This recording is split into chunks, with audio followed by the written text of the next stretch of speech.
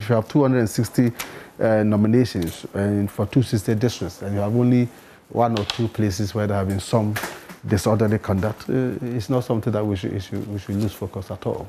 But certainly, the law should take its course. I mean, there's nothing like because you're a party person or because it's about political issues, you can decide to go against the law and people should allow you to go. There's absolutely no justification about it.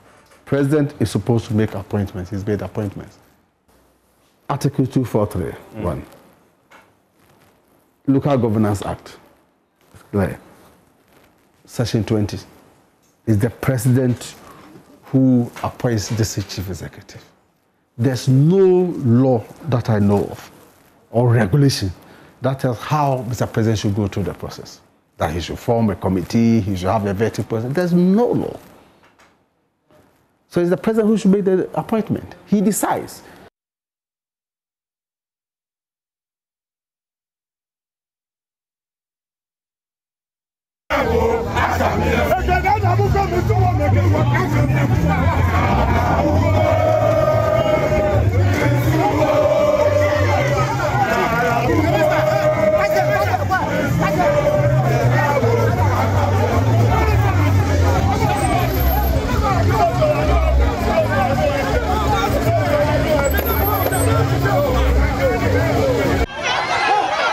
This is live.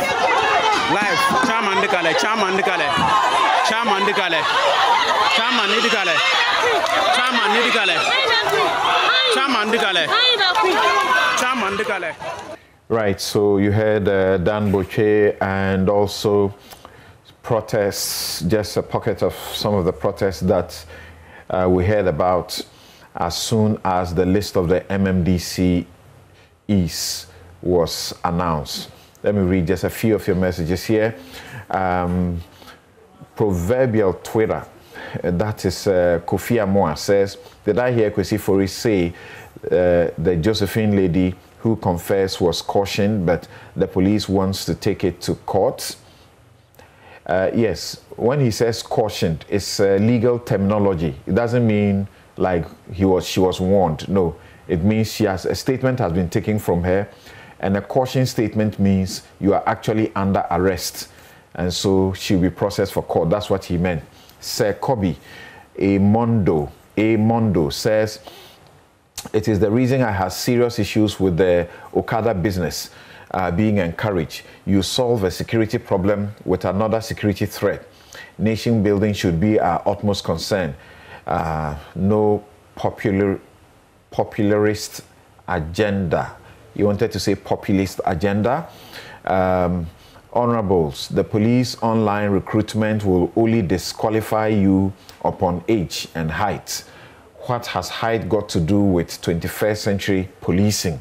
And when the selection is done, just compare the height being required and that's finally selected. But that is interesting.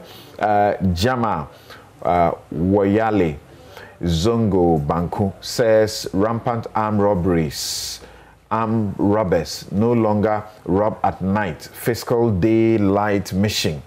Are we safe at all in this country? Well, the police are assuring you that support them and will ensure that you are safe. You say you are watching the Achimota robbery footage. These robbers did it very simple with guts over fear. Tanko Osman says there should be a shift in security management in this country. We can reduce crime by tackling issues of human security. The 7 elements of human security must be given priority, and general security will reduce drastically. Right. Just 2 weeks ago in Boga, the National Security admitted that issues of employment and the rest are a big national security concern. K. Amofa says, in many developed economies, withdrawal of large volumes of cash trigger police calls. Once online bank transfers are possible, why are people allowed to take huge amounts of fiscal cash from banks? In my view, there must be law regulating huge amounts of money from banks. There is. We simply don't follow them. That's our problem. Prince Henry in Koforidua says the police must also make sure the citizens identify will be protected when they give out information on particular crimes or criminals in a particular location within their jurisdiction. People are afraid to give out information to police for fear of victimization. Right, you're right about that. And actually, there's a law we recently made, witness protection. All of that is supposed to give you protection. Emmanuel J. Bequin says, I can imagine how uneasy the past leadership of the police feel anytime the commendable effort by the current leadership is discussed. But that is it. You reap what you sow. Competent leadership makes the difference between strong and weak institutions. Musa Batua, you're reading too much politics into it. I can't read your message. Thank you very much. Now, let me go to Dr. Emmanuel Akwete and also Eric Odrosai to begin this discussion. And Suhuyini is still here with us in the studio. Well, Dr. Odrosai, let's begin with you. You were with us the last time we spoke about these nominations that were delayed, and now they have been made. And the usual thing that greets them is beginning to happen. But like I have noted, thankfully, it looks like they've been coiled. How do we avoid such, things greeting the nominations being published? And what do you say about the gender aspect?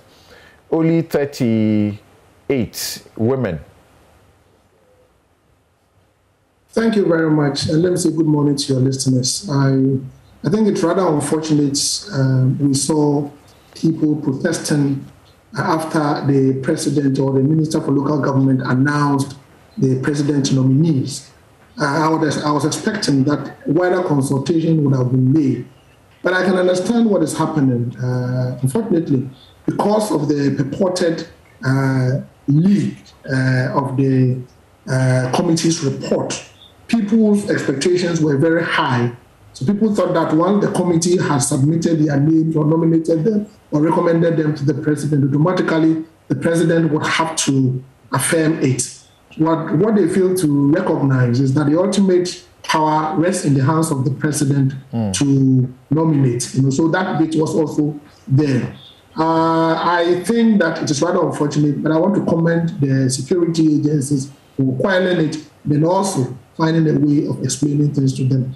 It sends a signal to me that people still do not understand our local governance system, and they are refusing to appreciate the fact that even after the president has nominated the person will then have to face the General Assembly for a concurrent approval. And when you look at the model standing orders for local government, under Part 3, the heading there is election of chief executive. What it means is that the General Assembly will constitute themselves into an electoral college to approve or disapprove the president nominee. So if people have issues, you are expected to pass on these issues to your assembly member so that they would exercise it at the point of approval or disapproval. Otherwise, I think it has gone on well. The mode of announcing the president nominee this year was phenomenal because the local government minister was at the Ministry of Information to announce it, released it out there, and I've been told that appointment letters would even be issued after the MMDCEs have been approved by the General Assembly. So far, so good. But I think there's a lot of work to be done, a way of getting people's appreciation and understanding of how our local government system works, for them to understand that the ultimate power of who determines who to become an MMDCE does not even rest in the president, it rests in the General Assembly. The president just nominates under Article 253, and the General Assembly is expected to approve or disapprove. But the power they exercise is a delegated power given to them by people from their electoral areas. So that understanding must be there, so that it will reduce some of these agitations. Are you equally concerned about the fact that you have only 14, just a little over 14% who are women? That is 38 out of the 260?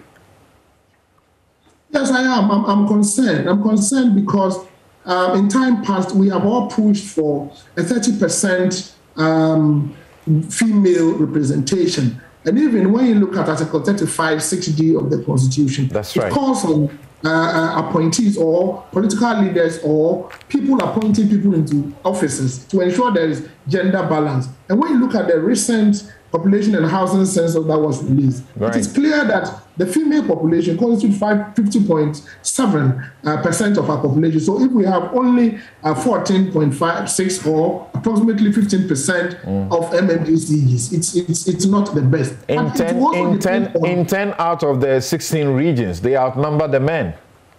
They do, but something. It also depends on the number of women who put themselves up for nomination. Yes. When you look at the records, it seems to me that most women did not put themselves up to even give the vetting committee the opportunity to recommend them. So I think that the women groups in this country have a lot of work to do to encourage the women to also put themselves up so that they will be recognized to be appointed to such sensitive positions. We are told it was only about 50 women that put themselves up, but that doesn't that tell a story about what we have done to the women's segment or population over the period? It does, but something, if only 50 put themselves up and 38 out of the 50 were nominated, I think we should give the appointing authority thumbs up. And also, when you look at the statistics, we've not gone beyond 11% as far as women representation in MMDCE is concerned. So we should all push to 30%. But I would also say that looking at what has happened in the past, let us all join the forces and push our women up. They should put themselves up. They should be that courageous so that at least we will close the gender gap. We cannot have a population that gives us almost 51% of women in the population. And when it comes to decision making, they are less than 20%. Okay. Let me talk to Dr. Amanakwete and then Suhuyini. I'll return to you to tell us what you think about the situation with Santro Kofi, Akpafo, Lolobi, and Lekpe, together known as SAL, where they find themselves presently to sort of somewhat worsen their circumstance, where as we sit, what a sin, like Professor Kukwasari says all the time, it's a cardinal sin that we have a parliament that has a constituency that is not represented. And all of that is blamable squarely on the administration for the problem, and yet they won't want to take the blame. Yes, Dr. Emmanuel Akwete, thank you so much. What will be your analysis of the reactions so far and also the gender question? Thank you very much. Two observations I'll make is that we need to put this whole exercise in the broader context of the agenda that the president has indicated is pursuing. I had that deeper understanding because in 2017, early 2018, he met civil society leaders, and I was at that meeting. And he complained a lot about how difficult it was to appoint MMDCs. The system was patronage-based. It wasn't merit that pushed it, but those who had financed elections and so on, you saw that as, the prize, the area that somebody ought to be, and so on. And he said for about 3 weeks he couldn't move. I mean, the pressure on him. So at that meeting, one of the things he said was that the system needs to be reformed. Thereafter, you saw how he outlined his agenda for local government reform. He mentioned 3 things. Yes, his party wanted the election of MMDCEs, but then he also said, look, parties should get involved. And thirdly, he said, look, I want to devolve more power and resources to the districts. And all this has to be attained within the first 4 years. He couldn't, and it's still the thing he's pushing. So if you put it in that context, that he wants to reform something, then you would see that this first attempt actually sheds light on a whole lot of what system we are operating. And I think, to me, it's proving clearly that there is a fight going on between the old system where the financiers had the greatest say, and so those reacting, the question is, where are they coming from? Who are they reacting in support of? Where is the disappointment from? Because I think for me, this is the first time he's also exposed that parties are actually involved in local government, especially in the appointment of MMDCEs. It's just that it's just one party that controls the executive arm, and that party gets involved. But probably, I don't know if it's always been in systematic a way as we have seen now. The criteria set, the report, and the publication. Everybody complains about how this has delayed, even gone against the law. But he says, look, I have in place majority of the MMDCEs, and this is what has been done. So where I said, I think that this forms part of the bigger, is going to trigger the debate that we must have. Are we really saying that the appointment of MMDCEs is really something that is, according to the law, it's not a party thing, and that individuals somewhere have to be found by the president and appointed? And in that process, what happens? Are they able to deliver what the president wants to deliver? Or do they fail to do that? And I believe that all presidents in the Fourth Republic have issues with how the system has been run. So from that angle, I saw the protest as, the old system and the attack and a reaction to it. But the bad job that I think has been done is that neither the party, the president's party, his spokespersons, put this method of doing things in context for us to understand why has he resorted to this and what are the consequences of that. So that is the point at which, but I think it sheds light. It's an important step. The question is whether NDC, for instance, if it gets back to power, is going to do this. Remember that the NDC, after CRC, had said that the white paper on the CRC report, for local government, and that is MMDCEs, 5 nominees, and the Public Service Commission would get involved in shortlisting that to 3. That's where it stopped, how they were going to be elected and so on. I think that idea reflected here, except that this one... I thought the recommendation said that the president does that, then the shortlist is done, and then they are presented to the constituency or the local area for election, for voting. So it is not the assembly that will vote on them. But it wasn't that clear, and there was no agreement on that anyway. We haven't gone that. But I'm just using the idea that some shortlisting, some process in electing MMDCEs, that probably will be backed by law or some clear policies have to be laid out than what had looked more like some chaotic situation where who calls the shot or who is a political patron, very powerful, influences the nomination of who, whether competence matters or not, it's another matter. But here we see that until the office become an elective one by popular votes, what can be done to improve women participation, involvement of women? If you look at the Constitution itself, as Dr. Eric Odrosan refers to, this is a sin against the Constitution. Only 38 of the people are women. I think, well, I don't know whether I can put it in biblical terms, but I think if I look at it rationally, the 30% of the 30% of those appointed in the assemblies that the president should appoint has never happened. It has never happened for close to 30 years now. And if you're going to look at the assembly system from 1988, then over 32 years.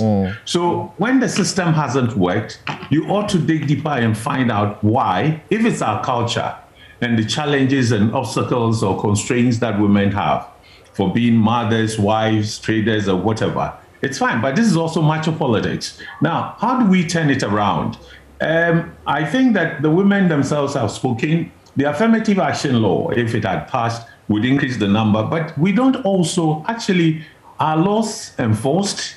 Do public officials, religiously, this is where I want to use the religiously comply with what the law says, the parties and so on. We think that you ought to introduce a method. For instance, what we call the, mixed member proportional representation. Okay. New Zealand has that. It is mandatory that if you present a list as a party, big or small, the percentage that ought to go to women and other groups, okay, youth, people with disability and all that, minorities in terms of communal identities and so on, will be reflected on your list. And then they vote, and that list is what is stamped, and that is what will be followed. We don't have such a mechanism. And at the end of the day, it's quite arbitrary and is driven by all sorts of factors. So I think we need to move from here. And it's also because the parties themselves, whatever they are doing at the local level, looks a bit illegal, because they are not supposed to be involved in that. But once it is stamped, and the parties are playing a certain formal role, they can be held to account, and I think they're going to work harder to get the representation that should be there. Right. So, Suhuyini, you are in Parliament and belonging to the NDC. We knew that the attempt to amend the Constitution to make this by election, by popular vote, was almost a done deal until some of us spoiled the party, and then the NDC joined full. And yes, I know that there are civil society organizations that were not pleased with me when I brought it up. That we can do it. With you, all right, it's an that we can do it without making it a partisan thing, even though that is still playing the ostrich somewhat, because other countries, they do it. Will we get to that point? Because eventually it looks like that is where it is going to get to. It has to be elective and on partisan lines. Otherwise, this is how it's going to continue to remain. Yeah, I think that we will get there. But first of all, Samson, I think that it is almost unforgivable that we are going to end the year without, in many cases, district chief executives, at the various assemblies, because of the process of, confirmation that will have to take place. It is just unforgivable because, you see, the assembly system is the bedrock of our democracy in this country. It is at the assembly that many community needs are, attended to. And that is why we have the District Assembly Common Fund. And it would interest you to know that we are into the fourth quarter. We're just about done with the third quarter. And we still do not have first quarter releases to, these assemblies. So the assemblies basically have not been functioning for a whole year. I mean, that is just unforgivable. And for a government that is not, a new one, because it's supposed to be continuing, it is just unpardonable. And that point has to be made strongly before we even consider the number of women that are in the release nominations. And maybe just to respond to Doc earlier, when he spoke about the need for women-based organizations to encourage women to put themselves up for, nomination in some of these cases. I think we've gone beyond encouragement. We all know the impediments that are in the way of women. It is not for nothing that they do not put themselves up. There are impediments that we are all aware of. So we need to begin to focus on removing those impediments. And I'm sure when we do, it will become automatic for these women to put themselves up for nomination. Again, Dr. Akwete talks about a certain reform that I fail to see in the release that we saw from some quarters in government that had the recommendations that the search party made. Clearly, consideration was still given to how the nominees supported the New Patriotic Party and contributed to the chances of the party in the various districts. I mean, just look through the reasons for recommending a nominee, and that featured prominently. So it is still a major consideration when it comes to... There are some of the the shortlisted people that some of us have gotten to know are competent, they are good, they have a background in local governance, but because they have they don't have much connection to the party, contributing to the party at that level, they were relegated. Yes, I just look at the recommendation, read through the recommendations. Yeah. It is a key, consideration, for people to be nominated. So it's still, I don't see that as reformative. But yes, I can imagine that we need to move towards the situation where perhaps it will become elective and people will put themselves out. But it is important. That's where I was asking the question, that does it look like eventually the NDC will change its position, that if it has to be elective, it should be elective but not tied to party lines? You will change it and say it should be elective on party lines, as the president had wanted us to do?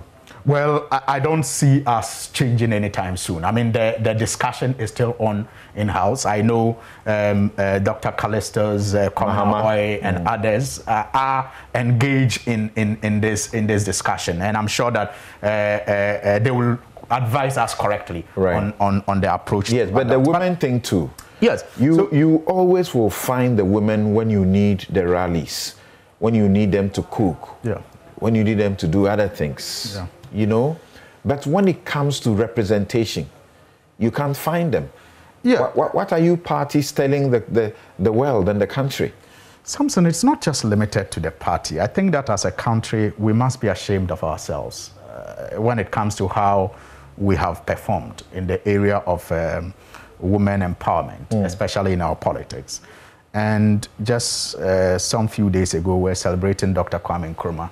And the more you read the literature, the more you wonder which part of our life that Dr. Nkrumah didn't think of and didn't touch. For example, Ghana is celebrated as a beacon of democracy in Africa. Yet we are unable, unlike Rwanda and other countries, to come out with a clear policy on how we can ensure that more than half of our population also have key responsibilities in our governance system. I think it is almost a paradox that since 1959, and that's why I made reference to Dr. Kwame Nkrumah, since 1959, when we first passed the Representation of the People Bill, that ensured that women had automatic representation in Parliament, we started sliding after the overthrow of Dr. Kwame Nkrumah. I think the only time we had another conscious effort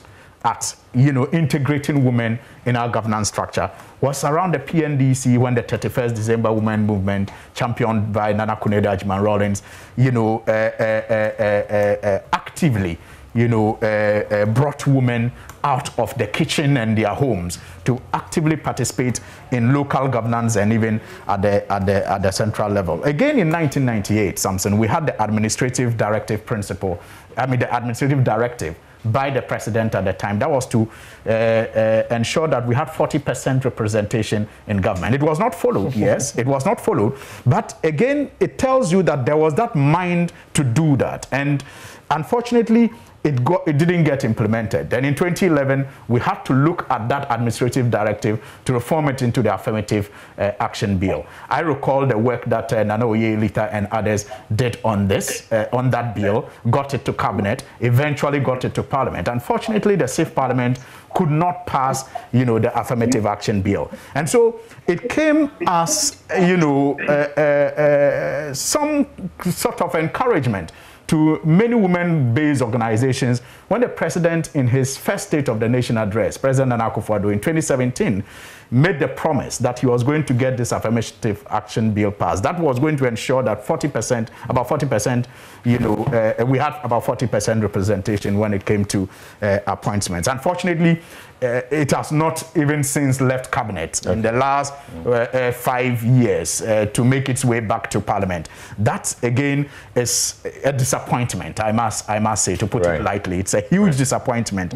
And if you have a president who, even if he has his hands tied by the arrangements that we have in place when it comes to how many women get into parliament, you do not expect that president to feel helpless when it comes to what he has control over, say the appointments that are made.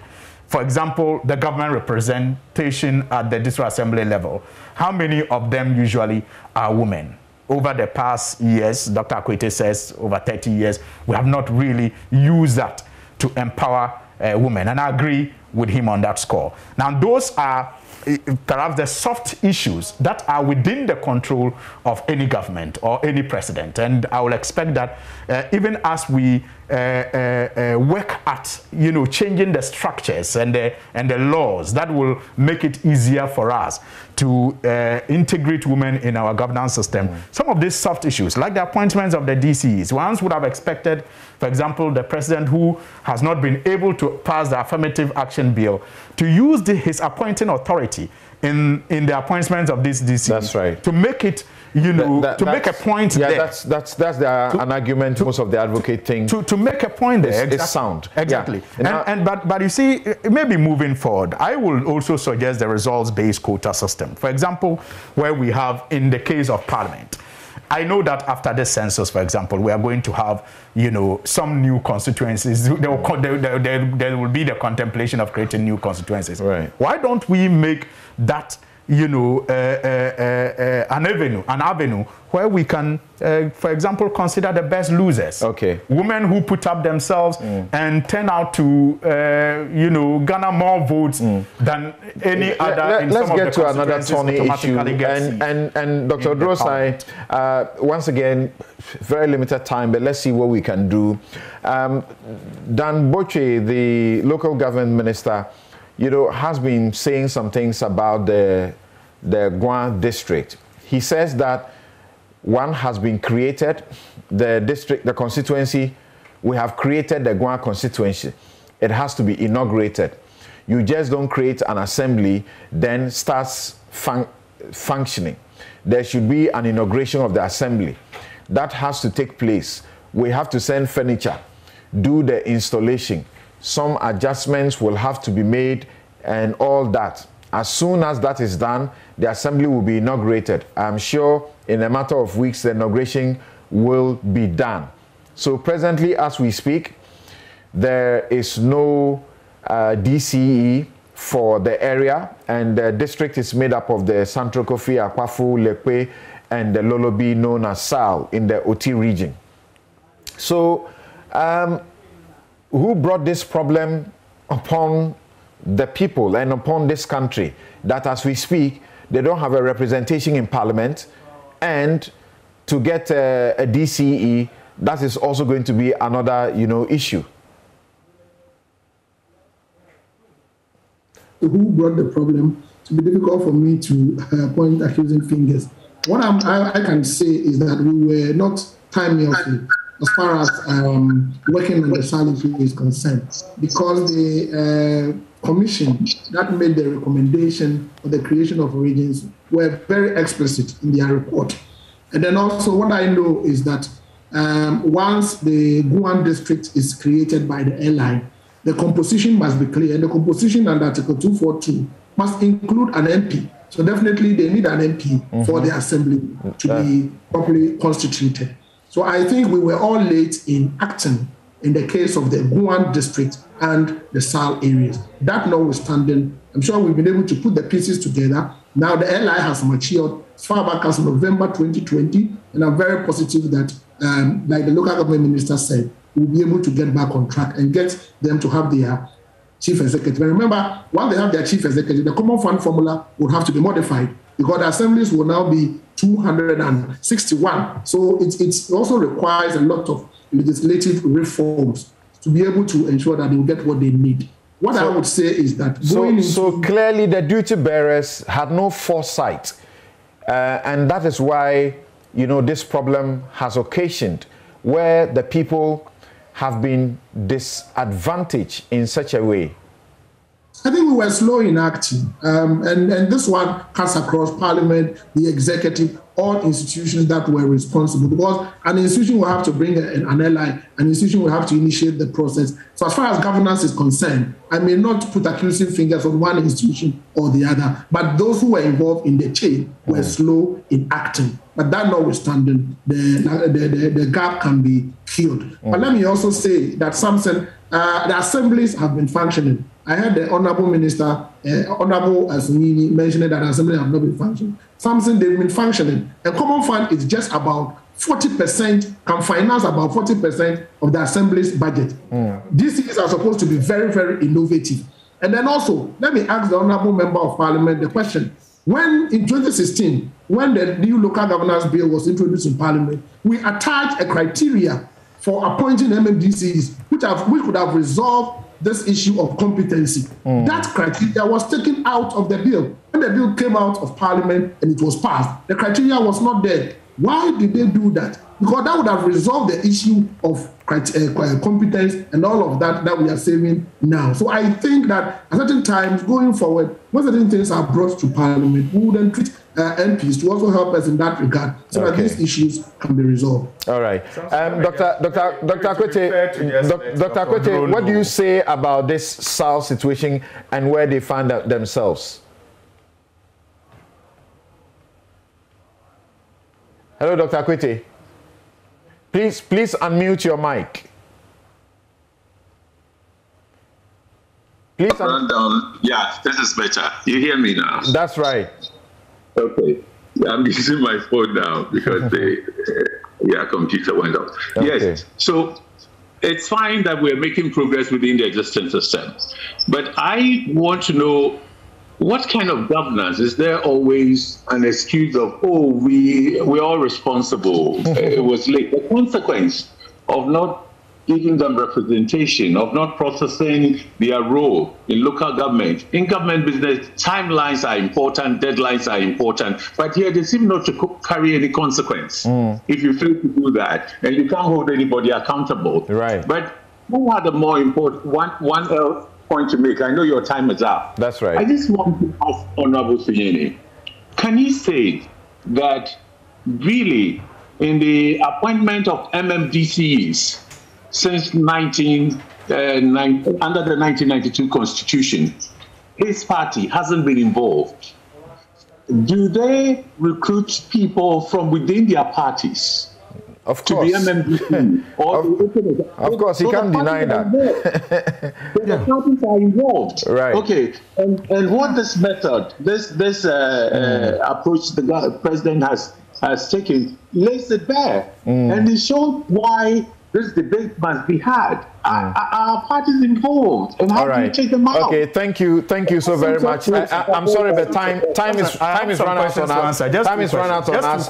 My guests have been Dr. Emmanuel Akwete, Executive Director, Institute for Democratic Governance. Alhassan Suhuyini is MP, Tamale North and Member Appointment Committee. Dr. Eric Odrosai is a governance expert and also heads an institution here in the country. In 2015, I was not in Parliament, and Dr. Is by Habeels Secondly, Habeels Couture. You can contact them on 02 notice the point that I made about the lack of transformation, because what I said was that I don't see any reform. So we are always doing much of the same thing. 841 988 at Juringano Gate. That's where you find Habeels Couture. They can give you the best of kaftans, and one like what I'm wearing, I think it looks it competes. But you haven't. It competes nicely with Suhuyini's own. Nice for me. Thank you very much. Have a nice day. And Suhuyini, my apologies that time ran out on us. Thank you very much.